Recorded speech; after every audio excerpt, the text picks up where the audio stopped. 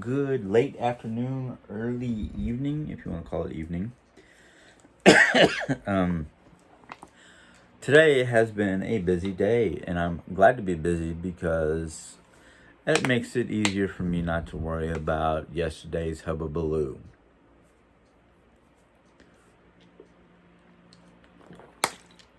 As the good book says, yesterday was yesterday, don't worry about it, and don't worry about tomorrow, because tomorrow will bring its own troubles. To focus on the day. So that's what I'm going to do. I've been focusing on the day, and it has been busy. Jerry Ann and I, after we woke up and had our morning coffee and discussed the bulk of our morning plan, we finally took down the Christmas tree. Yes. If you need proof of that, go over to Jerry's channel. She will have pictures and proof with pictures that she did that, or we did that. And I don't mean just me and her. I mean the whole family got together. Me, Mom, and Jerry got together to take down the tree. Mom was more than happy to help us. I was more than happy to do it. And the reason why I hadn't gotten done is, well, between Jerry's cancer and just a whole lot of other different things that are out of our control. Whether you want to think we were procrastinating or not, that's your problem, not mine. Jerry actually came up with a new slogan for the two of us. It's not your journey, it's my journey. Or as we decided to put it, it is not your journey, it is our journey. Which is not only a way to help me focus on the important stuff. Excuse me, I don't mean to be rude and face away from the camera. I'm just looking for something. Because the problem what we've both been having on our channels, and it don't matter what other people say, Pam, we are not going to stop YouTubing just because of the fact that there are so many people who don't agree with us and want to be rude about it. We would prefer that if you don't agree with us, to just go about your business, go away, just, a lot of us, especially, I guess, maybe it got lost before the Generation X babies, the late 60s, early 70s, or no, mid 70s babies. We were kind of taught, and I thought even generations before mine were taught, if you have nothing nice to say, don't say nothing, don't say anything at all. But I guess when you become so negative and so hateful towards other people that you don't care anymore. Which is fine, because I can be the same way. I can be careless, I can be uncaring, and just, well, I gave you guys a second chance. There will be no third chance. So if you get put into the, you get basically put in the remove room, can't chat with us no more, can't make comments, you can just sit there and watch. That's because you deserve it. And no, I'm not listening to one group of people. I'm listening to everybody, and I'm making the decision of who I'm going to remove from my channel and who's going to stay. So anybody who, certain people who've been basically, saying that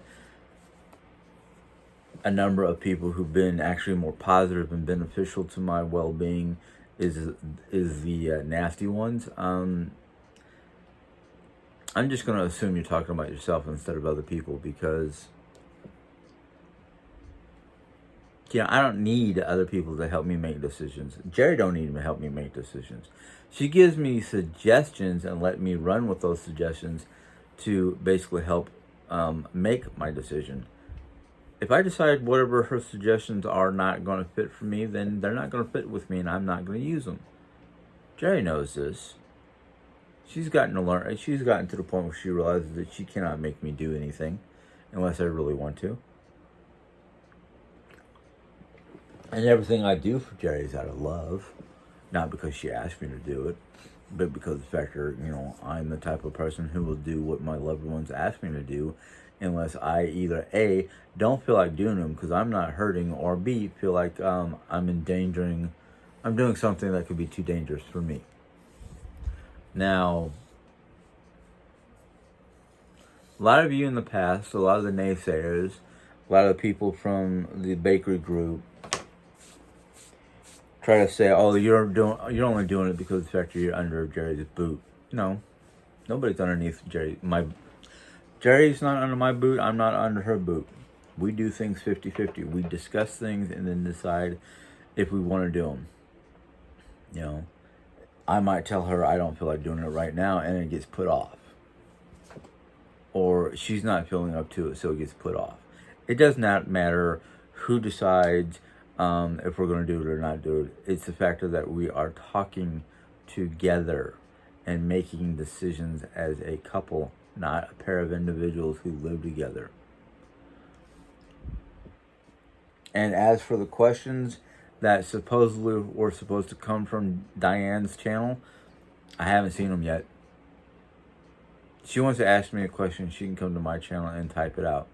I'm not going to sit there and try to watch one of her videos and go through all the other stuff that she wants to talk about waiting for a question. If you want me to sit down and listen for a question on your channel, you need to make sure that question comes first and foremost. Otherwise, I'm not going to sit there and listen for a question when you're talking about other things first and foremost. You're going to ask me a question, ask me a question. Don't beat around the bush. It's plain and simple. My forum is open. Diane can easily come in here and ask a question. Other than that, I ain't worried about it. Really not. Alrighty. Well, being it's a Saturday, I have not much to report. I was not in with my wife while she was getting her eyes done and whatnot, so I don't know what went on in the doctor's office at that time. You'd have to ask Jerry. All I can tell you is she got her shots, and her eyes are looking a little bit better. Yesterday they were really red or bloodshot because when you get poked in the eye with a needle, you should not move 1 inch because that will rip your eye, the membrane that keeps all the stuff of your eyeball in place. But even getting poked, you can see the spot where she got the poke in the injection because it's still got a red ring around it. Her other eye looks worse than the okay, if I was her, it's this eye that got poked with just a little redness around the entrance point. The other eye, which would be this eye if I was looking at her face, looks, I can't tell where they poked her, but you can definitely see where the blood went, you know, all the different areas the blood went to. And that's all I can tell you about that. Otherwise, her energy levels are coming up. Her spirits are coming up. And I think that's because we're trying to get her out more. She's getting out of the room more. She spent 2-3 hours or so in the living room sitting in her wheelchair, helping with decorating the Christmas tree. Like I explained to Mom, it's simple. You know, she doesn't help us out that often, but I'm like, it's really simple. You just take the items off the Christmas tree and you lay them on the lid for one of the storage containers we use. And Jerry Ann tries to sort through that stuff. And if we're going too fast, she'll let us know to slow down so she can catch up. So that's basically how we do things right here. It's not like she's in charge, but she's better. Excuse me. She's better at decorating. She's better at organizing. She's better at dealing with putting stuff away in boxes where the box won't get overflowing, or she'll what we call Jenga the box. She'll make sure not Jenga, Tetris the box, so everything fits just right. So we have a nice flat layer of stuff on top instead of, you know, just stuff getting thrown in the box and the lid getting tossed on top. So, I'm happy doing it that way because I know for one, with all the stuff that we have, I would get so frustrated with it. I would just jam it in a box, not caring if something got broke, and trying to put the lid on top and putting it away, because that's me. Maybe it's just like, maybe it's a guy thing, but it's, if I have too much stuff, it's like, okay, time to downsize. So I'm just like,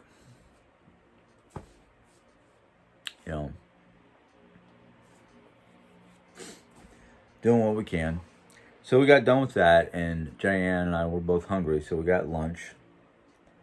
And I decided to have something I haven't had in a long time, and I'm thinking, because of the report from the colonoscopy and whatnot, that in fact it's hot.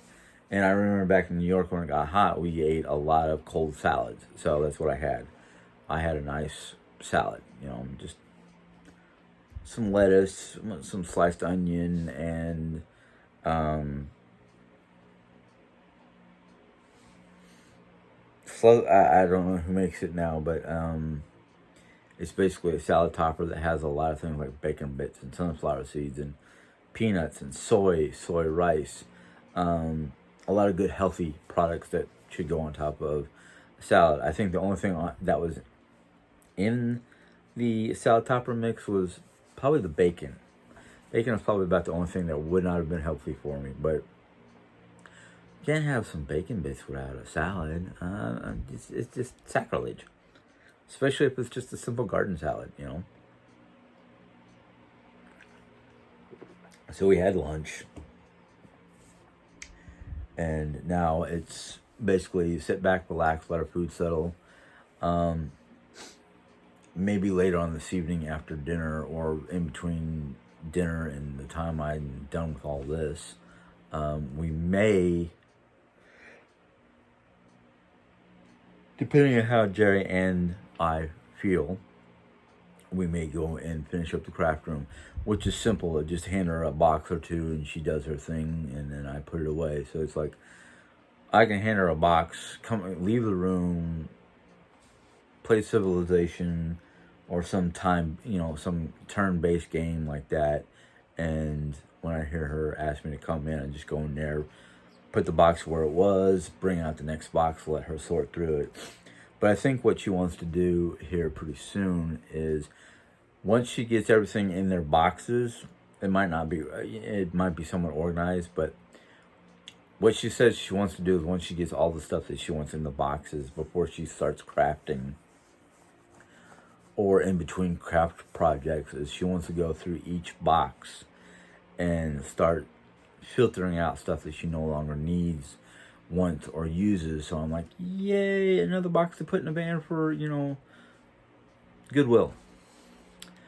The thing is she actually wants me to wait before taking it to Goodwill, so a couple of people that she knows could look through it. Sorry, I have to put something back. I took a picture of one of my backpacks for a review for Amazon. So I have to put it back to where it belongs, otherwise it might accidentally go out. And I'm like, no, I don't want that backpack to go.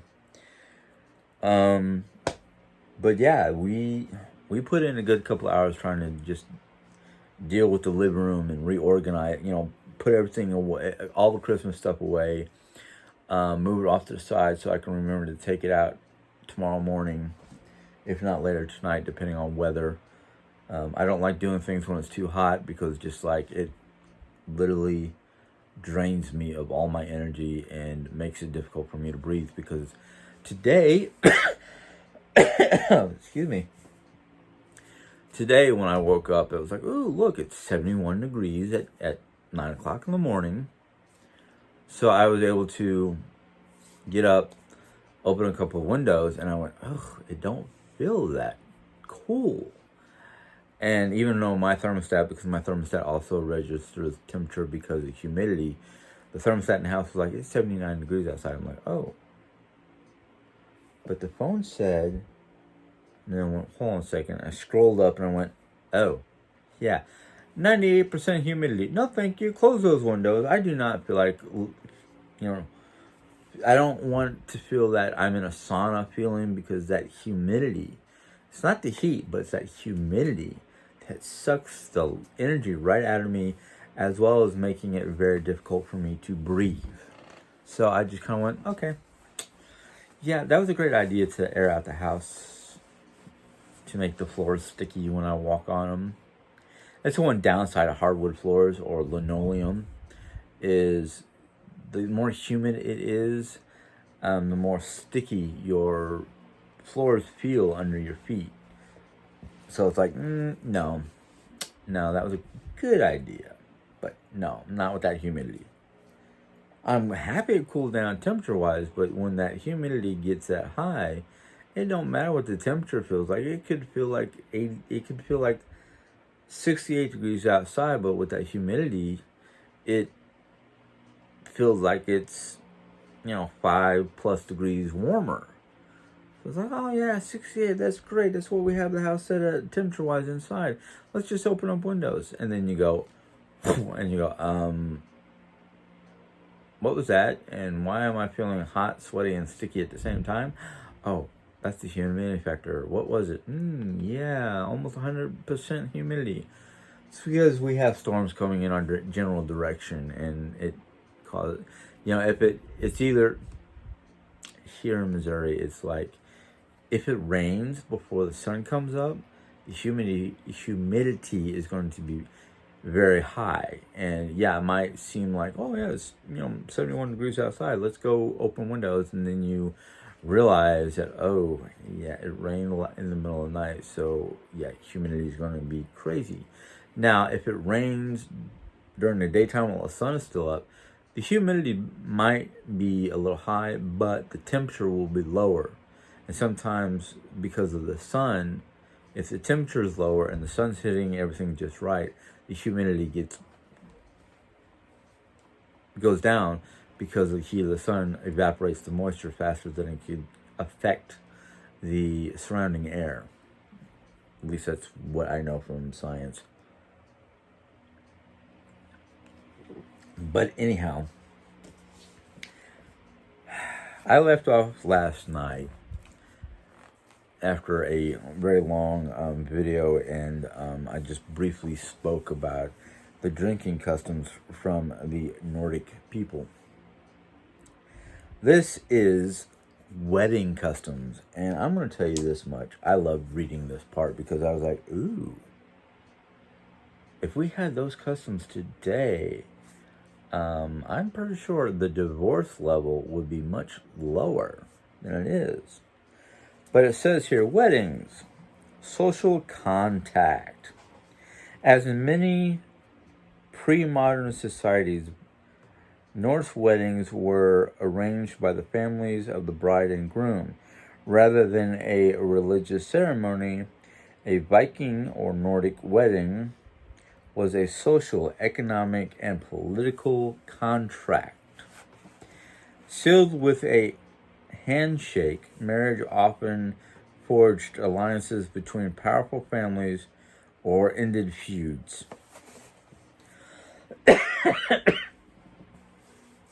Let's see here. The bride brought a dowry to the marriage provided by her family, and the groom contributed to it as well. The wealth remained the woman's property in the marriage, and she kept it in case of divorce. Yes, I know I said that, some of the things I read in here probably would keep divorce at a lower rate in our modern day era, but there was, reasons or practicalities for divorce. Nothing like, oh, we just grew apart, or, foolish things, stupid things. It would be like, he was unfaithful, she was unfaithful, something of that caliber. You'd have to do something like being truly unfaithful, and there would be proof of being unfaithful in one form or another. Let's say you went off raiding. Your spouse stayed at home to take care of the property, which is how they lived 50-50. Now, let's say during the time he was gone, she played around with another guy and got pregnant. And the soothsayer or shaman, or whatever you want to call the person, the person that was considered the spiritual leader of the community, would be able to help the husband decide whether it was his or not, because of the birth date. They would literally backtrack. Okay, he was born such and such a time, which means 9 months ago he was conceived, the child was conceived, but wait a minute, the husband wasn't around to help conceive the child. So she is now considered unfaithful, and he can get a divorce from her for that. Or if she came home and caught him and another woman in their marriage bed, she can divorce him for basically being unfaithful.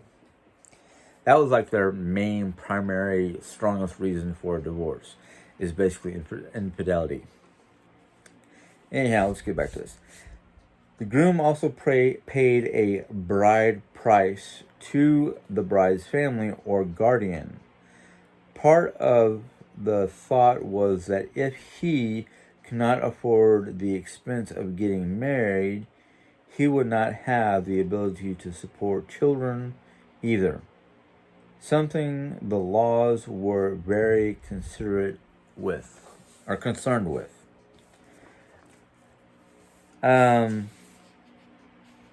Yeah.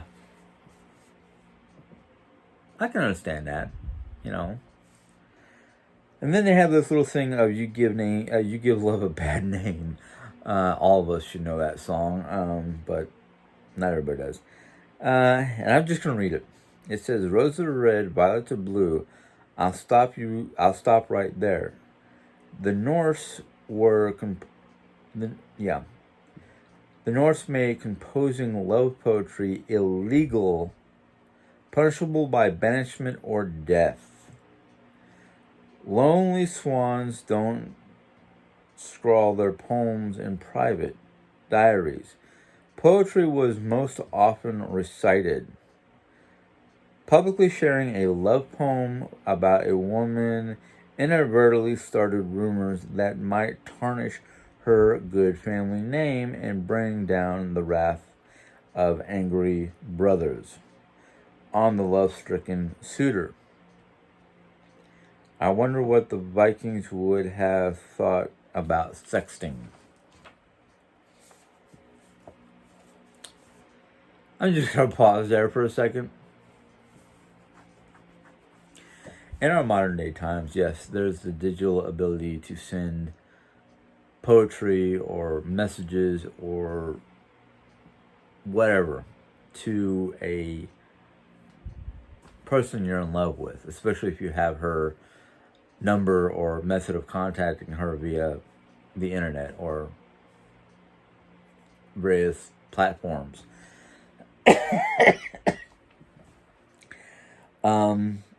I know this because I sent Jerry Ann many a times a love story or poem or something that my brain would pop out.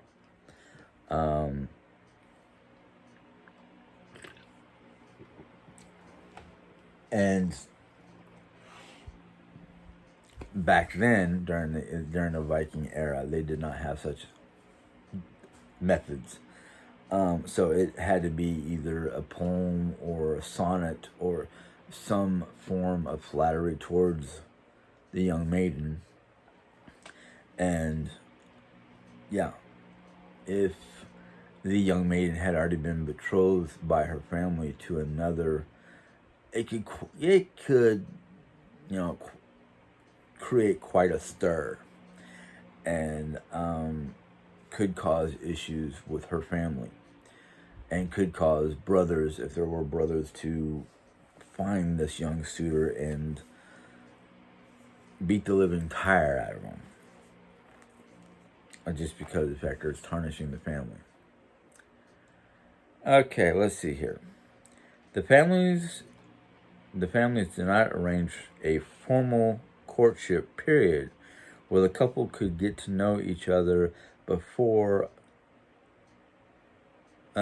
better before agreeing.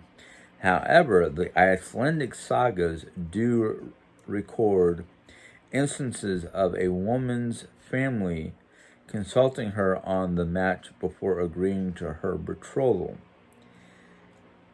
And the 5 stories where a woman was not consulted before the marriage all ended in complete disaster for the husband. 5 different women were not consulted about the marriage, and it ended poorly.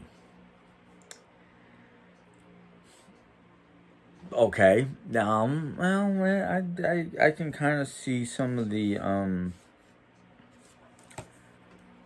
issues, but the thing is, and I'm gonna end there. Tomorrow I'm gonna talk about the rings and the method of more the marriage method. More on the marriage issues.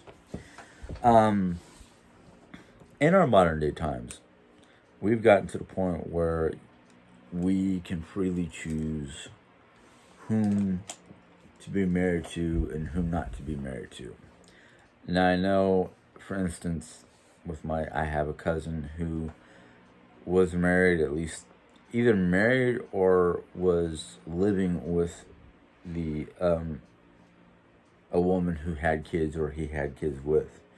And all 3 instances ended in issues, problems.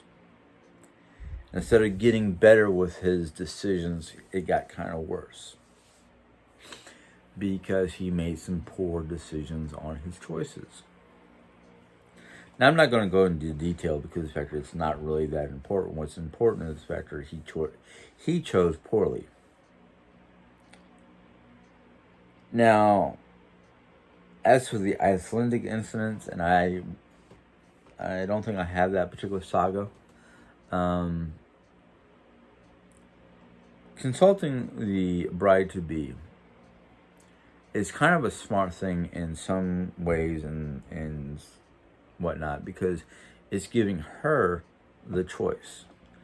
Now, they only talk about the women because in most cases it's the woman's final choice to be married to the man. And ending up badly was basically, it was kind of like if the family of the young suitor wanted to intermarry into the bride's family,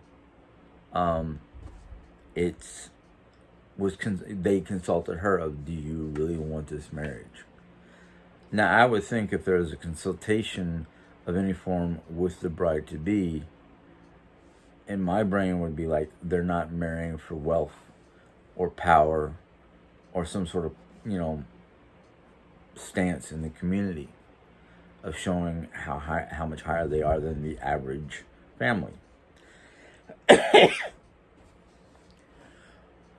But you have to understand, one of the biggest things that most people don't always realize is back in that day, a lot of other societies or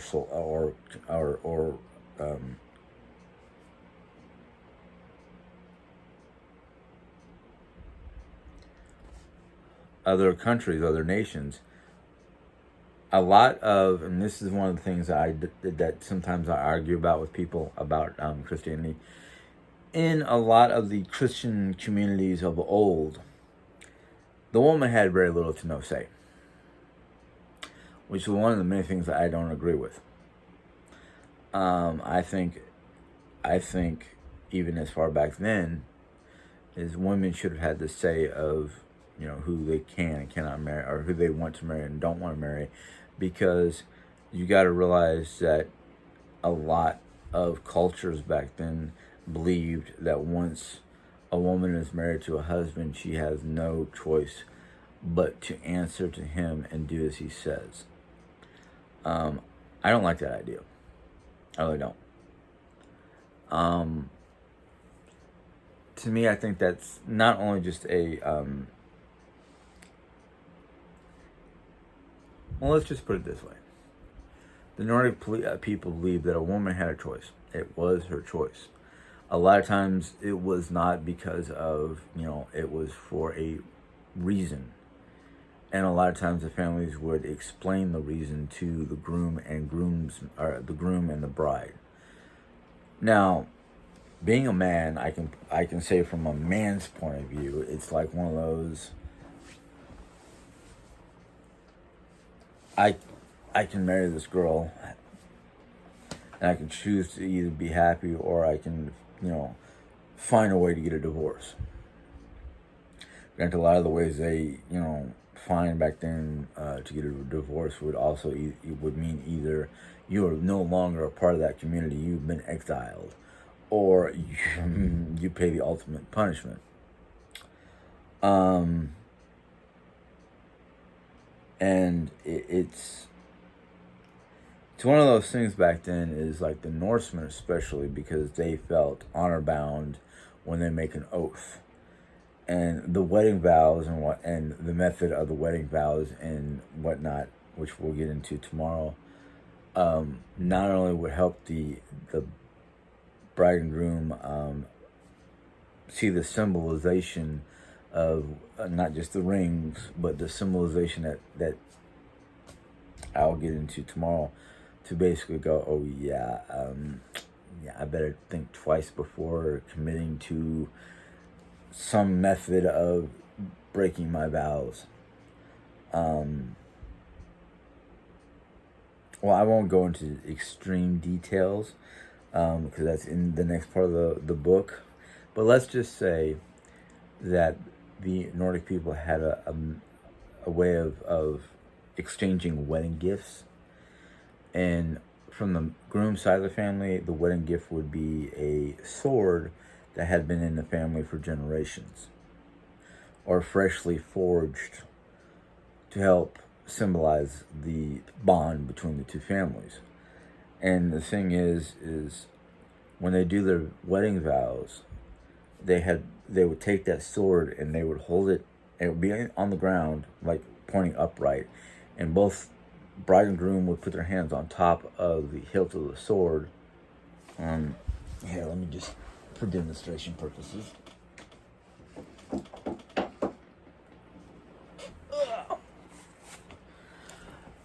Okay, let me bend this down so you can see the hilt. They'd have their hands on the hilt of the sword like this, as it was towards the ground. They would make their wedding vows.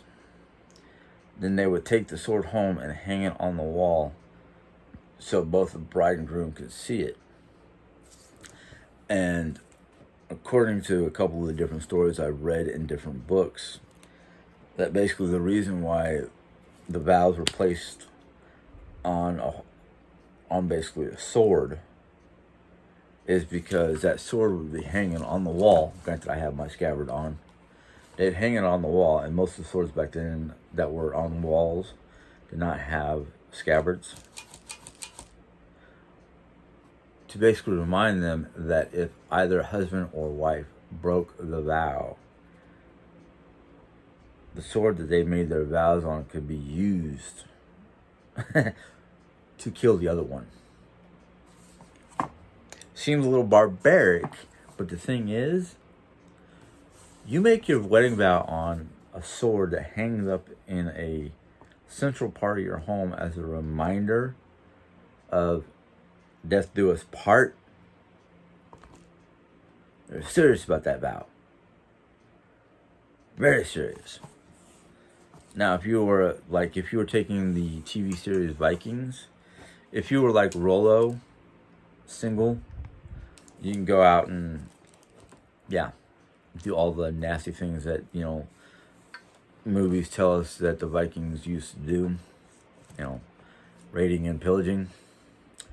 It wasn't just pillaging of treasures, it was pillaging of women.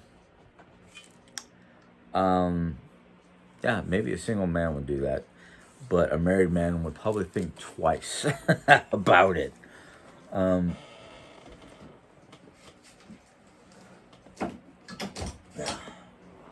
joking yet not joking.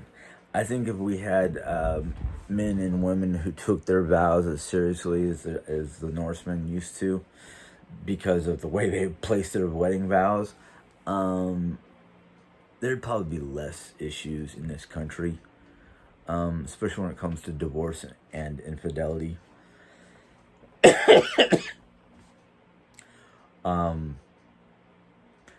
I didn't say anything. I have not said anything to Jerry, but every so often my brain jokingly goes, "You know what? If we reach a 50th wedding anniversary, I want to redo my wedding vows and my wedding in a true Nordic fashion, and renew my vows on the hilt of a sword." You know, it's like, okay, if we made it to 50, I'm pretty sure I'm not going to break the vow, but let's do this anyhow. You know, but I think one of the most interesting things about the Nordic weddings and whatnot is they don't make it into just a simple, let's go to church, gather our families together, and exchange vows in front of them and all that fun stuff. They make it into a big deal. Big deal. Basically, according to what I read, and I will read it out loud to you guys, is they have a week-long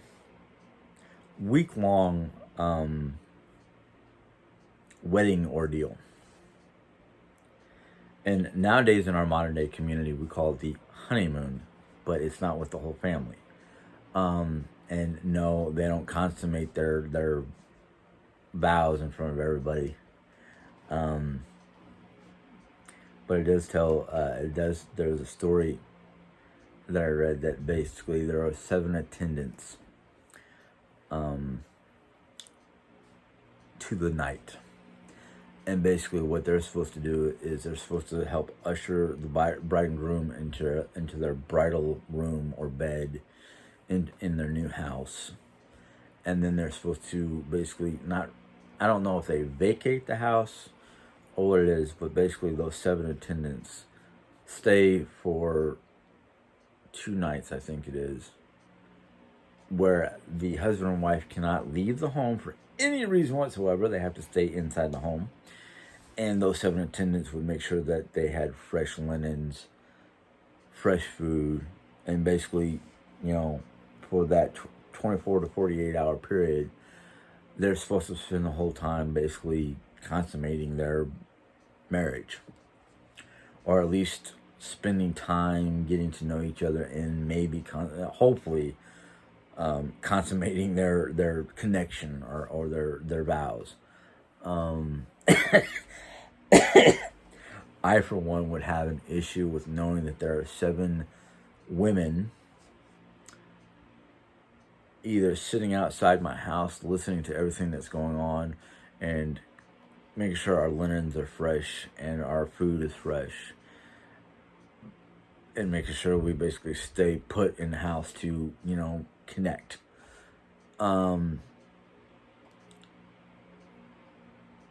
But we're talking about old school traditions of the Norse and a lot of other similar, not communities, but I think I read something about the British used to have the same deal. The Christians had, the old school Christians had something of the sorts. That and the fact that back in those days there was less pollution and less harmful chemicals or additives to our foods, that they were much more healthy and fertile back then. So I have a feeling a lot of that had nothing to do with consummating, but to ensure that there was no fights that broke out within the first 24 hours, or they got to know each other in one way, shape, or form. Now, I read from a different country, and I can't remember, I don't know if it was Europe or Japan, because I liked reading a lot of stuff about Japan in the feudal era. But one of the stories I read, and I can't remember where it came from, what country it was, not, but they had a custom of, for the first week before a marriage would occur between two families, that they had escorts.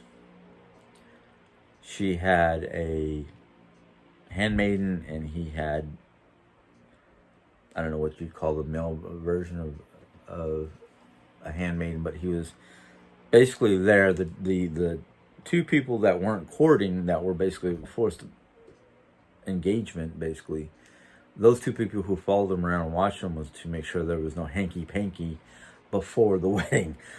You know, I think that was France. I don't remember, but I know there's a lot of different customs to weddings around the world from that era and before. Like, I know even today in the Middle East, a lot of the women cannot show their faces to anybody but the husband. And I don't know if they had to wear that I can't remember, Habibhajji. I don't remember what it's called now, and I can't pronounce it, so I'm sorry. But it was a headdress with a veil over their face. And I don't know if that was all women of all ages or only women who were married. I don't remember. But for them, I think it was all women of a certain age had to wear them. And part of that was, hiding themselves from everybody, because the only person who was supposed to see them was their husbands and their fathers. They can, I think if I remember the custom right, if they can take the whatever it's called, sorry, I don't remember it, off in home, but anytime they had to leave the house, or if they had guests in the house, the women had to wear a face covering so the men wouldn't see them.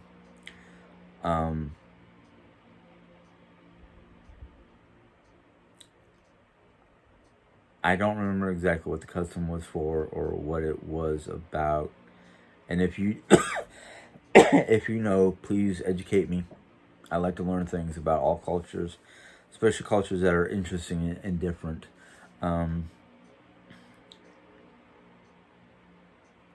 The Arabian community, I think it was more the Arabian community and not a religious group, but a lot of the Middle Eastern communities, including Arabia, was the ones who wore these head garments, which I think is kind of interesting, because, I mean, especially in the old days, when it's one thing to have been betrothed to somebody that you never met, but another thing to be betrothed to a woman that you can never look at until after marriage, or unless customs allow it before the marriage. Because, I mean, it's one thing to go through a courting session and court a girl until you marry the girl, or until you both decide you want to be married. In today's modern day era, it's one of those things where it's like, I am somewhat happy that there is no such thing as being betrothed, even though a lot of other countries, like several different Middle Eastern countries, and I think Japan or China still does it, especially amongst the more VIP, up-and-coming, rich families. But the thing is, to hold on to old customs and old traditions, such as the ones that, the ones they still have in Arabia, in the Middle East, where the women wear the face garments to hide themselves from other men.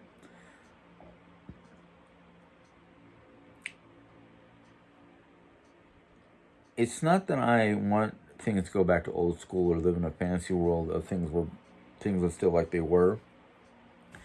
But I think the problem with, especially here in America, the big problem with America is we created a lot of American traditions.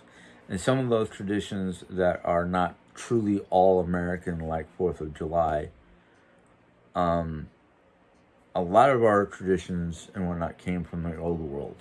And I know a lot of people want to go, yeah, it's old world, it's old school, we don't have to follow those traditions, blah, blah, blah, blah. It's those old school traditions that keep us tied to our ancestral homelands. Now, I know not everybody celebrates Christmas the same way.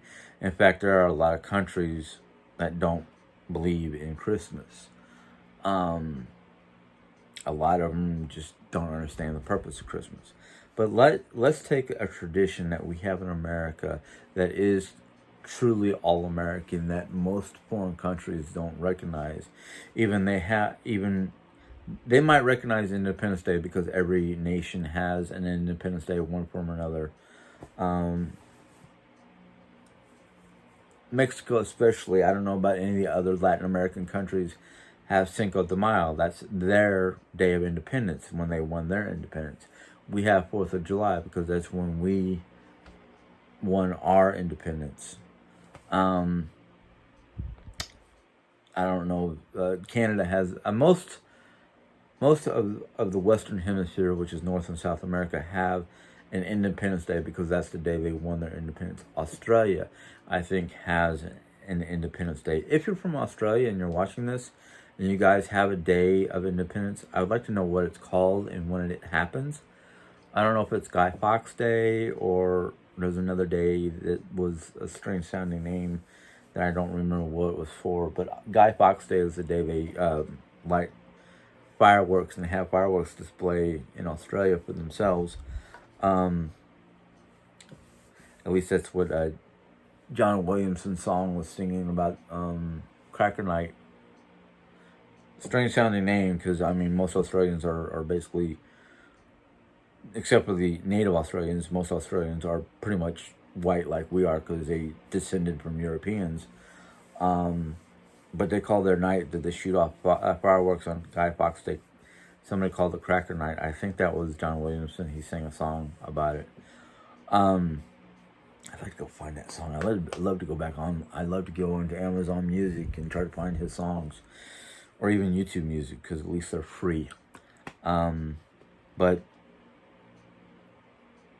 the celebration of anything important, like a wedding, the Norsemen do it in style.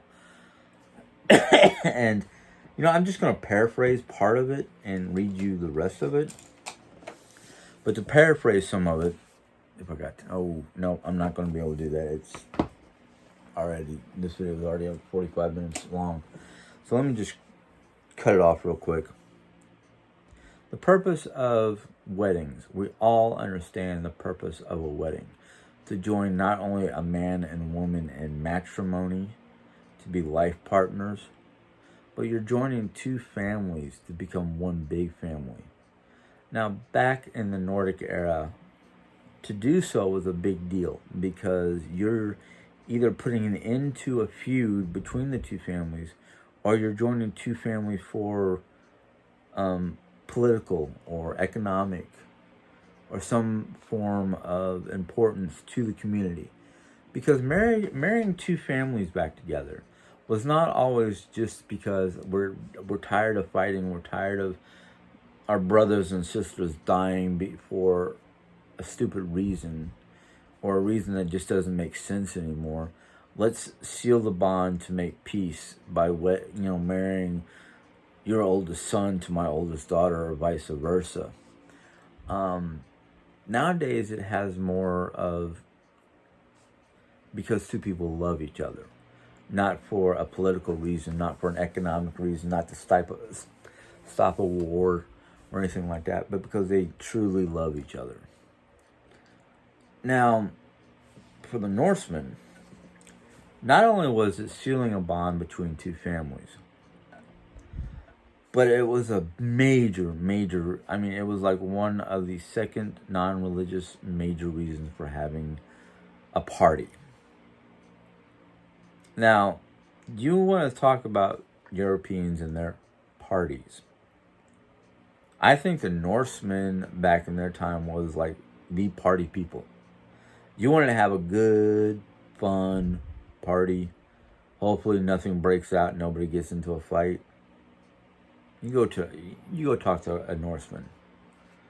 Nowadays, you kind of have a split between the Irish, the Scottish, and the Germans. I'm sorry, I love America, but you want to talk about parties, you talk to a Scotsman or an Irishman or a German. They'll tell you how to do a party. And Germans are famous for mixed drinks, and I'll explain why. I'll explain how in a second.